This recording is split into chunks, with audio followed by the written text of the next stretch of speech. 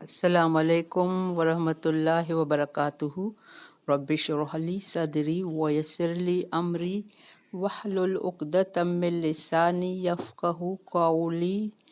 رب زدنی علما، اللہم فقہنا فی الدین، اللہم توفیقی الا باللہ، اللہم انی اسألک علما نافعا، رزقا طیبا، عملا متقبلا۔ آمین الہی آمین۔ اللہم صلی علی محمد وعلی آل محمد کما صلیت علی ابراہیم وعلی آل ابراہیم انک حمید مجید۔ اللہم بارک علی محمد وعلی آل محمد کما بارکت علی ابراہیم وعلی آل ابراہیم انک حمید مجید۔ ہم آج کی تجوید پڑھیں گے، تفسیر انشاءاللہ۔ یہ بہت اہم آیت ہے اور قرآن کی سب سے بڑی آیت ہے۔ 282 سورۃ البقرہ۔ بعض آثار میں ہے کہ یہ قرآن کی آخری آیت ہے جو نبی کریم صلی اللہ علیہ وآلہ وسلم پر نازل ہوئی۔ اس کے چند ہی دن بعد آپ دنیا سے رحلت فرما گئے۔ ہم نے سود نظام، قرضہ ہر کی اس کے احکام پڑھے ہیں۔ جب سودی نظام کی سختی سے ممانعت اور صدقات خیرات کی تاکید بیان کی گئی تو پھر ایسے معاشرے میں دیون یعنی قرضوں کی بہت ضرورت پڑتی ہے، کیونکہ سود تو ویسے ہی حرام ہے اور ہر شخص صدقہ خیرات کی استطاعت نہیں رکھ سکتا۔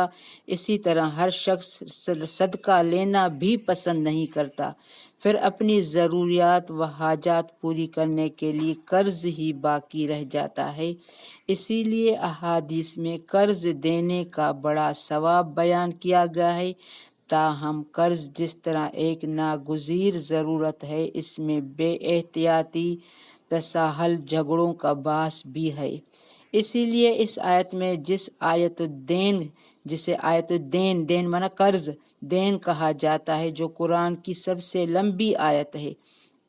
اللہ تعالیٰ نے قرض کے سلسلے میں ضروری ہدایات دی ہیں تاکہ ناگزیر ضرورت لڑائی جھگڑے کا باعث نہ بنے۔ اس کے لیے ایک حکم یہ دیا گیا ہے کہ مدت کا تعین کر لو، دوسرا یہ کہ اسے لکھ لو، تیسرا یہ کہ اس پر 2 مسلمان مرد یا ایک مرد اور 2 عورتیں گواہ بنا لو۔ یہ اس آیت کی خاص بات ہے کہ قرض کس صورت میں دیا جا سکتا ہے۔ پہلے تجوید اسٹارٹ کر رہے ہیں۔ اعوذ باللہ من الشیطان الرجیم، بسم اللہ الرحمن الرحیم۔ ہم سب کو خطاب ہے، اٹینشن میں ہو جائیں۔ یا ایہا الذین آمنوا اذا تداینتم بدین الی اجل مسمی فاکتبوہ ولیکتب بینکم کاتب بالعدل ولا یأب کاتب ان یکتب کما علمہ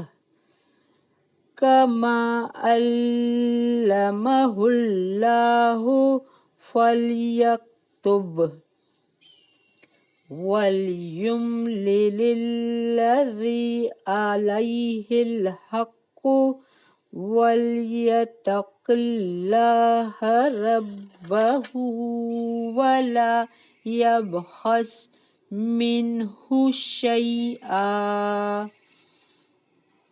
فإن كان الذي عليه الحق سفيها أو ضعيفا أو لا يستطيع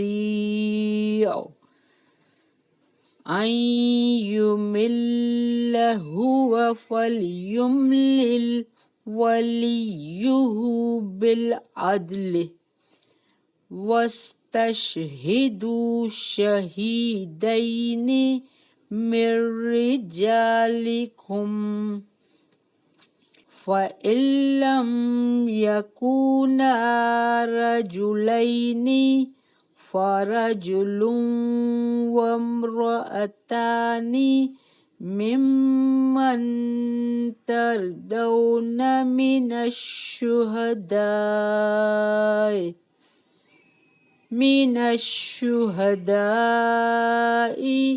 أن تضل إحداهما فتذكر إحداهما الأخرى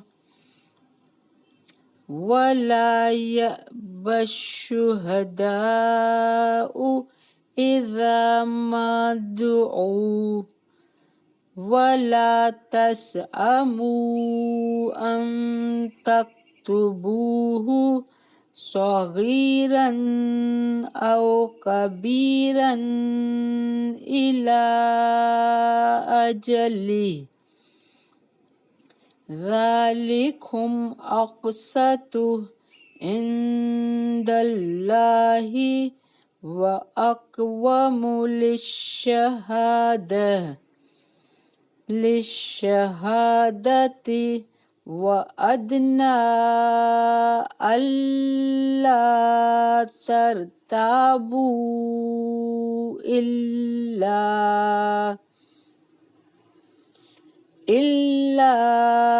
أن تكون تجارة حاضرة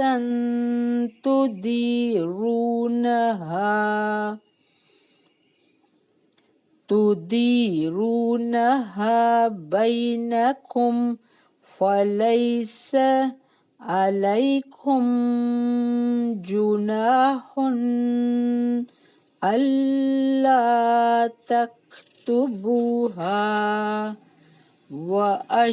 وأشهدوا إذا تبايعتم ولا يضار كاتب ولا شهيد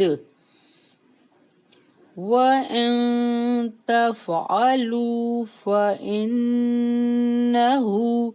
فسوق بكم واتقوا الله ويعلمكم الله والله بكل شيء علیم۔ بارک اللہ فی 82 پہ سٹاپ کر رہے ہیں۔ قرآن کی سب سے لمبی آیت، تمام اہم آیت، یا ایھا الذین آمنو اذا تداینتم، اٹینشن میں ہو جاؤ اے لوگو جو ایمان لائے ہو، جب تم باہم لین دین کرو، بالدین قرض کا، الا اجل مسمی ایک مقرر وقت تک، یہ طے شدہ، یہ تسمیہ کا صیغہ ہے، فاکتبوہ تو اسے لکھ لو۔ یہ لکھنا بہت بہتر ہے، کیوں کہ اس سے مراد قرض یعنی اللہ سے ڈرتا ہو، رقم کی تعداد لکھوائے، اس میں کمی نہ کرے۔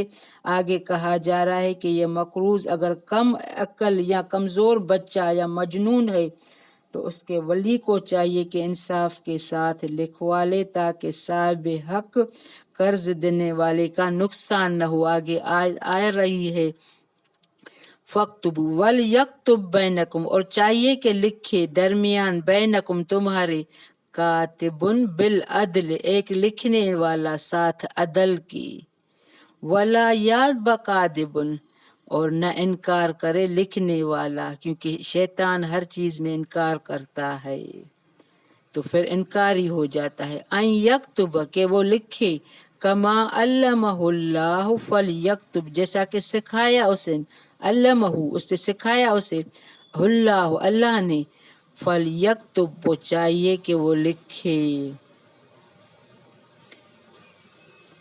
عدل کے ساتھ۔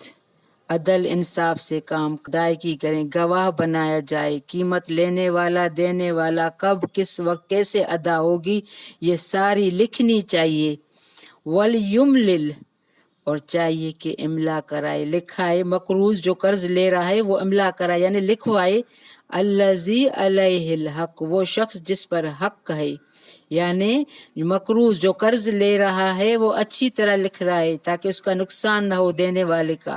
وَلْيَتَّقِ اللَّهَ اور چاہیے کہ وہ ڈرے، قرض لیتے وقت اللہ سے ڈرے کہ یہ جس ٹائم پہ مجھے دینا ہے اس کی ادائیگی کرنی ہے۔ وَلْيَتَّقِ اللَّهَ چاہیے کہ ڈرے اللہ سے، رَبَّهُ جو اس کا رب ہے۔ وَلَا يَبْخَسْ اور نہ وہ کمی کرے، مِنْهُ شَيْئًا اس میں سے کسی چیز کی، جو بھی لکھا ہے یہ دین شرائط میں لکھا جائے گا، دین کی معنی قرض، یہ شرائط آج کل اس کا کام وکیل کر رہے ہیں، لیکن پہلے کے دور میں ہمارا قرآن ہر چیز کی، ویسے بھی آپ جانتے ہوں گے کہ سورت یہ اس بقرہ میں ہر چیز کے احکام واضح بیان کیے گئے ہیں۔ فَإِنْ كَانَ الَّذِي عَلَيْهِ پھر اگر ہو وہ شخص جس پر الحق حق ہے، سفیہن نادان، او ضعیفن یا کمزور، یعنی جو قرض لے رہا ہے اگر وہ کم عقل ہے، کمزور ہے، بچہ ہے تو اس کے سرپرست کو، او لا یستطیع اور نہیں وہ استطاعت رکھتا، ان یمل کہ املا کرائے، لکھنے کی طاقت نہیں رکھتا، ہوا وہ، فَلْيُمْلِلْ وَلِيُّهُ بِالْعَدْلِ تو بس چاہیے کہ املا کرائے سرپرست اس کا ساتھ عدل کے۔ املا کی معنی بار بار بتا رہی ہوں، لکھوانے کے ہیں جو لکھ جاتا ہے شرائط۔ وَاسْتَشْهِدُوا اور گواہ بنا لو، شہیدین دو گواہ، تثنیہ کا صیغہ ہے شہیدین، مِن رجالکم اپنے مردوں میں سے، فَإِلَّمْ پھر اگر نہ ہوں، یکونا نہ ہوں وہ دونوں، رجلین دو مرد، فَرَجُلٌ وَامْرَأَتان تو ایک مرد اور دو عورتیں۔ یہ دو عورتیں کیوں؟ ایک مرد کے مقابلے میں دو عورتوں کو مقرر کرنے کی علت و حکمت ہے، یعنی عورت عقل اور یادداشت میں مرد سے کمزور ہے، یہ صحیح مسلم کی حدیث ہے، تو اس لیے عورت کی گواہی ایک مرد کے مقابلے میں دو عورتوں کی گواہی ہوگی۔ وَامْرَأَتان مِمَّنْ تَرْضَوْنَ مِنَ الشُّهَدَاءِ ان میں سے جنہیں تم پسند کرتے ہو، من الشہداء گواہوں میں سے، یعنی لکھانے والا پسندیدہ گواہ بنائے جس پر اس کو اعتماد ہو کہ یہ پھرے گا نہیں۔ ان تدل کہ بھول جائے، احداہما ان دونوں میں سے ایک، فتذکر تو یاد دہانی کرا دے، احداہما الاخری ان دونوں میں سے ایک دوسری کی۔ یہ ان دو عورتوں کی بات ہے، اللہ نے یہاں دو عورتوں کو اس لیے مقرر کیا ہے کہ عورت ذہنی طرح کمزور ہے، اگر ایک بھول جائے تو دوسری اس کو یاد دہانی کرائے گی کہ ہاں میرے سامنے یہ ہوا تھا، یہ قرضے کی لین دین۔ ولا یاب الشہداء اور نہ انکار کرے گواہ، اذ ما جب بھی دعو وہ بلائے جائیں، یعنی یہ جن گواہوں کے سامنے جو کہ ہوا ہے، یہ اگر جن کو بھی ضرورت پہ بلانے کی تو وہ اس وقت حاضر ہوں، کوئی ناٹ نخرا نہ کریں، بلائے جائیں۔ ولا تسأموا اور تم اکتاہٹ محسوس کرو، آئین تکتبوہ اور تم لکھ لو اس سے، صغیرن او کبیرن چھوٹا ہو یا بڑا ہو، الا اجلی اس کے مقرر وقت تک، یعنی جن کے سامنے یہ لین دین ہوئی جب بھی چاہو اس کو بلاؤ، اس کو کوئی لکھنے کے فائدے یہ بتائے جا رہے ہیں۔ گواہی درست ہو، گواہ اگر فوت ہو جائے یا غائب ہونے کی صورت میں بھی تحریر کام آئے گی، شک و شبہ سے بھی فریقین محفوظ رہیں گے، کیونکہ شک بڑھ کی صورت میں تحریر دیکھ کر شک دور کیا جا سکتا ہے، لکھنے کے فائدے بتائے جا رہے ہیں۔ اور یہاں ان کو نقصان پہنچانے کا کیا ہے کہ وہ دور دراز کے علاقے میں ان کو بلایا جائے، ان سے ان کی مصروفیات میں حرج یا کاروبار میں نقصان ہو، یا ان کی جھوٹی بات لکھنے یا ان کی گواہی دینے میں مجبور نہ کیا جائے۔ یہاں جو آ رہا ہے نا، وَلَا تَسْأَمُوا یعنی جس کو تم بلایا جاؤ تو اس کو نقصان نہ پہنچا، وَلَا تَسْأَمُوا اور نہ تم اکساٹ محسوس کرو، تم لکھ لو اس سے چھوٹا ہو یا بڑا۔ ہر چیز لکھ لو، بھلے 5 روپے کی ہو۔ ذالکم اقسط اللہ ہے، زیادہ انصاف والا ہے نزدیک اللہ کے، یعنی اللہ یہ پسند کرتا ہے کہ تم ہر چیز کو لکھ لو۔ وَأَقْوَمُ لِلشَّهَادَةِ، اور زیادہ درست ہے گواہی کے لیے، وَأَدْنَىٰ، اور زیادہ قریب ہے۔ اللہ ترتابو، کہ نہ تم شک میں پڑو، اللہ مگر ان تکون تجارتاً، یہ کہ ہو تجارت، حاضرتاً حاضر، یعنی تم نے جو کام کیا ہے اس پہ تم موجود تھے۔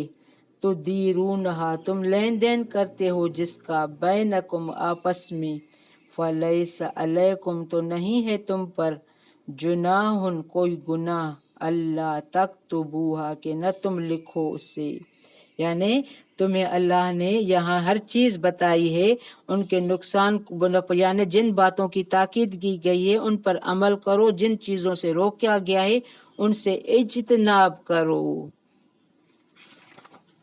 وَأَشْهِدُوا، اور گواہ بنا لو، اِذَا تَبَایَعْتُمْ، جب تم باہم خرید و فروخت کرو تم، وَلَا يُضَارَ، اور نہ نقصان پہنچائے، کاتب، لکھنے والا، ولا شہید، اور نہ گواہ، یعنی جو لکھ رہا ہے گواہ ہے، لکھنے والا ہے، کیونکہ 2 عورتوں کی گواہی بھی ہے، ایک مرد، اور اگر 2 مرد نہ ہو تو ایک مرد 2 عورتوں گواہی، اور اس کو بھی نقصان نہ پہنچائے، اور وہ اس کا جو لکھنے والا اور جو گواہ بھی ہے وہ اس کا بھی دل انصاف پہ مبنی ہو، کوئی گناہ کی نیت سے نہ کام کرے کہ میں آگے جا کر ان سے پھر جاؤں گا۔